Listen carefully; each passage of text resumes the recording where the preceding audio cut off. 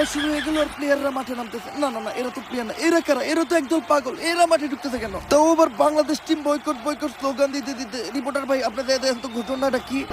Boycott boycott 63 জেলা boycott, Bangladesh team boycott boycott. আরে ভাই, তোমরা এগুলো কি করতেছো? তোমরা সবাই মিলে মাঠের মাঝখানে ঢুকতেছো কেন? খেলা বন্ধ। বাংলাদেশ ক্রিকেট টিম 63 জেলা থেকে বয়কট। 63 জেলার কোন জেলায় বাংলাদেশ টিম নিরাপত্তা পাবে না। কিন্তু বাংলাদেশ ক্রিকেট টিমের অপরাধটা কি?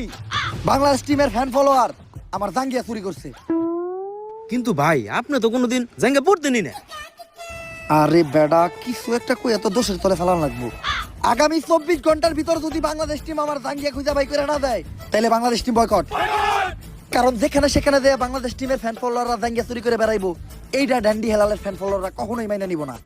কিন্তু ভাই, সামান্য একটা জাঙ্গিয়াই তো, এটা নিয়ে এত কাহিনী করার কি আছে? কাহিনী করার কি আছে মানে? ডেন্ডি হেলালের জাঙ্গিয়া ওইটা মিনিমাম 50,000 টাকা বেচতে পারতাম। এই যে শার্টটা চাইলে 1 লাখ টাকা বেচতে পারবো। কোনো একদিন দেখবেন নিচের চুল একটা ধরে টান দিয়ে সিরা বেচলাম 5 লাখ টাকা, রেকর্ড করবো রেকর্ড। কিন্তু ভাই, একটা জিনিস বুঝলাম না, আপনার এই মূল্যহীন জিনিসগুলো কিনে কোন ব্যাক কলেরা? এই যে আমার লোকে যে ব্যাক কলের আছে আর এগুলার এক কথায় তুমি আমার সন্তানও বলতে পারো, কারণ এরা আমার কথায় উঠতে গেলে উঠে, বইতে গেলে বহে, চুষতে গেলে চুষে। চুষে মানে? আরে পা চুষে পা। আর তুমি যেটা ভাবছো ওইটাও।